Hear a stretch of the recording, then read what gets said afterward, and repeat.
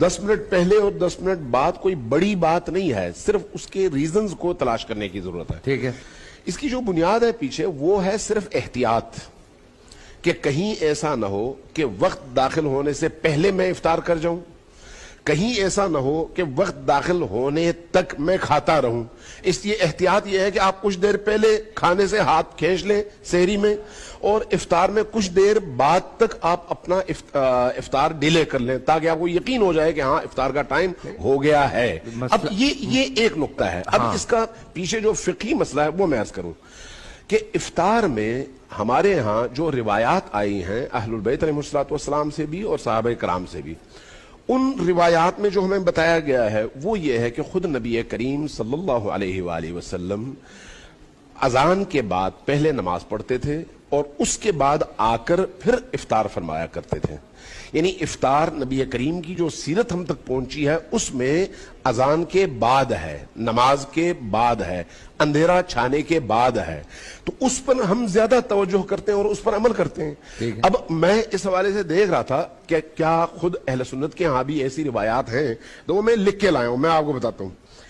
حضرت عمر فاروق اور حضرت عثمان غنی کے حوالے سے امام مالک نے موطا میں، اور امام شافعی نے اپنی مسند میں، اور امام بیہقی نے سنن کبریٰ میں یہ روایتیں نقل کی ہیں، جس میں وہ یہ فرماتے ہیں کہ یہ دونوں حضرات، دونوں خلفائے راشدین نماز کی اذان کے موقع پر پہلے جاتے تھے، نماز پڑھتے تھے، اور اس کے بعد اندھیرا چھانے کے بعد آ کر افطار کیا کرتے تھے. تو اس کا مطلب ہے یہ کوئی اختلافی مسئلہ نہیں ہے، آپ کے سلیقے کا مسئلہ ہے کہ آپ کس روش کو پسند کرتے ہیں.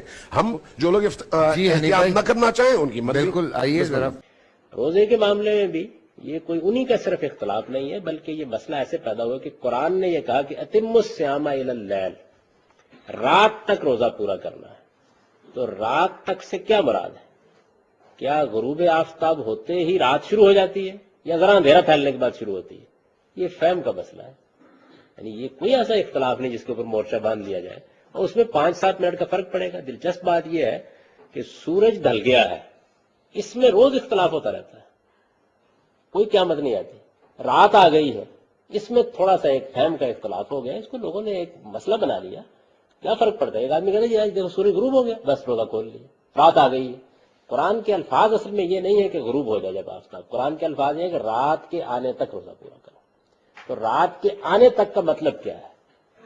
اس میں تھوڑا سا لوگوں کے مابین اختلاف. الصیام الی اللیل، پھر اب روزے کو پورا کرو رات تک.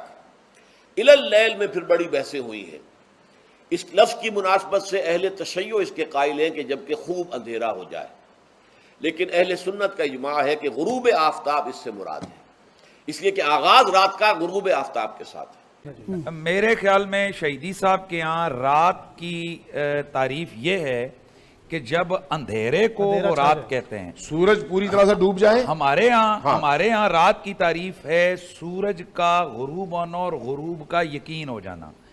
اس کے بعد جو پہلا سیکنڈ ہے وہ رات میں ہے.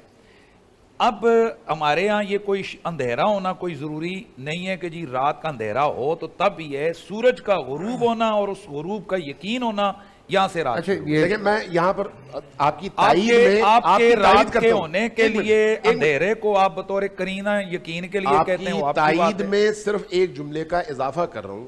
ہمارے ہاں جب رات کی تعریف کی جاتی ہے تو کہا جاتا ہے سورج مغرب میں غروب ہو جائے، غروب ہونے کے بعد جو اس کی شعاعیں مشرق میں نظر آتی ہیں، سورج کی شعاعیں مشرق میں جو نظر آتی ہیں وہ ختم ہوں تو یہ رات ہے. ہمارے یہاں ہمارے یہاں ایسا نہیں. آپ کے یہاں یہ نہیں ہے. بالکل ٹھیک ہے، میں ایسا نہیں. درست بات ختم. ٹھیک ہے، ہم آپ کے فقہی مسائل ہیں ان کا احترام کرتے ہیں. ہمارے جتنے